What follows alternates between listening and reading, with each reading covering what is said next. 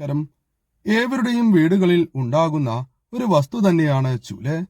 എന്നാൽ ചൂല് നിങ്ങളുടെ വീടുകളിൽ ഉണ്ട് എങ്കിൽ ചില കാര്യങ്ങൾ നാം ശ്രദ്ധിക്കേണ്ടതായിട്ടുണ്ട്. അതല്ല എങ്കിൽ ആ വീടുകളിൽ ലക്ഷ്മി കോപം വന്നു ചേരുന്നതിന് അത് കാരണമായി തീരും. ആ വീടുകളിൽ ഉയർച്ച വേണ്ട വിധം ഉണ്ടാകണം എന്നില്ല. കാരണം വീടുകളിലെ മാലിന്യങ്ങൾ ഒഴിവാക്കി വീടുകളിലേക്ക് പോസിറ്റീവ് ഊർജം കൊണ്ടുവരുന്ന ഒരു വസ്തു തന്നെയാണ് ചൂല്. അതിനാൽ പ്രാധാന്യം നൽകണം. ചൂല് എപ്പോഴും വൃത്തിയുള്ള ഇടത്ത് മാത്രമേ വയ്ക്കുവാൻ പാടൂ. അല്ലാതെ വയ്ക്കുന്നത് ദോഷകരമാണ്. അതേപോലെ നിങ്ങളുടെ വീടുകളിലെ ചൂല് മറ്റൊരു വ്യക്തിക്ക് ഉപയോഗിക്കാൻ നൽകുന്നത് അതീവ ദോഷകരമായാണ് പറയുന്നത്.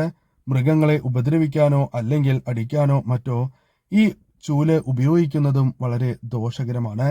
ലക്ഷ്മി കോപം വന്നു ചേരുന്നതിനും അലക്ഷ്മി സാന്നിധ്യം വർദ്ധിക്കുന്നതിനും അത് കാരണമായി തീരും.